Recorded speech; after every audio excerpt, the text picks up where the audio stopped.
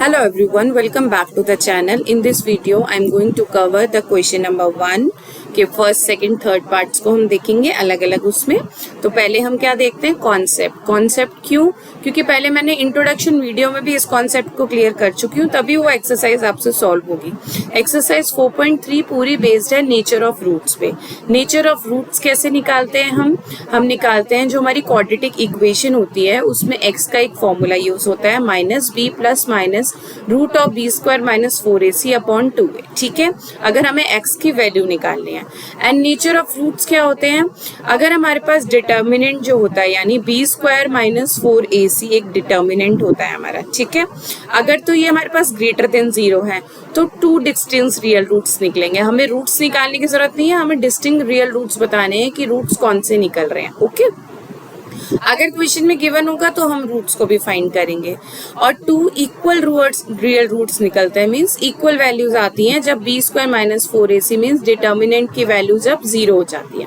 ठीक है, and determinant की वैल्यू जब लेसर देन 0 ग्रेटर देन 0 हो जाती है, जब वो पॉजिटिव नेगेटिव आती है तो वो नो रियल रूट्स होते हैं। ठीक है, तो चलिए इसको सॉल्व करते हैं। और ये तीनों कंडीशंस होती हैं, फर्स्ट सेकंड थर्ड, तीनों अगर आ जाती हैं तो हम नेचर ऑफ रूट्स को निकालेंगे कैसे। ठीक है, 2 डिस्टिंक्ट रियल रूट्स का ये डायरेक्ट फॉर्मूला होता है, आप डायरेक्ट फॉर्मूला से भी निकाल सकते हैं और उसको सॉल्व भी कर सकते हैं। अगर ये 0 आता है तो ये वाला फॉर्मूला आपको यूज करना है। चलिए फर्स्ट क्वेश्चन को सॉल्व करते हैं, उससे ही आपको कॉन्सेप्ट भी इजीली क्लियर हो जाएगा। तो फर्स्ट क्वेश्चन है 2x square minus 3x plus 5।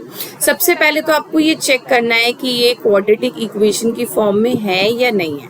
ठीक है जी, ये क्वाड्रेटिक की फॉर्म में क्योंकि इसमें डिग्री वैल्यू 2 आ रही है। ठीक है, तो ये क्वाड्रेटिक इक्वेशन तो है। अब हम क्या चेक करेंगे, डिटर्मिनेंट चेक करेंगे, B square minus 4ac। Now check it out कि b क्या है। ठीक है, b है इसमें -3, a क्या है इसमें 2, क्योंकि आप इसको किससे कंपेयर कर रहे हो, इस इक्वेशन से आपको कंपेयर करना है। ठीक है, a क्या है 2, b क्या है -3, c क्या है 5। ओके, सिंपल सा कंपैरिजन हो गया।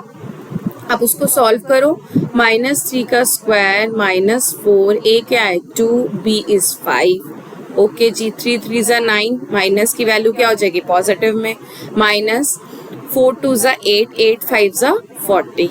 ठीक है, तो ये नेगेटिव वैल्यू आपकी आएगी। नेगेटिव वैल्यू क्या आएगी, 40 माइनस 9 इज 31।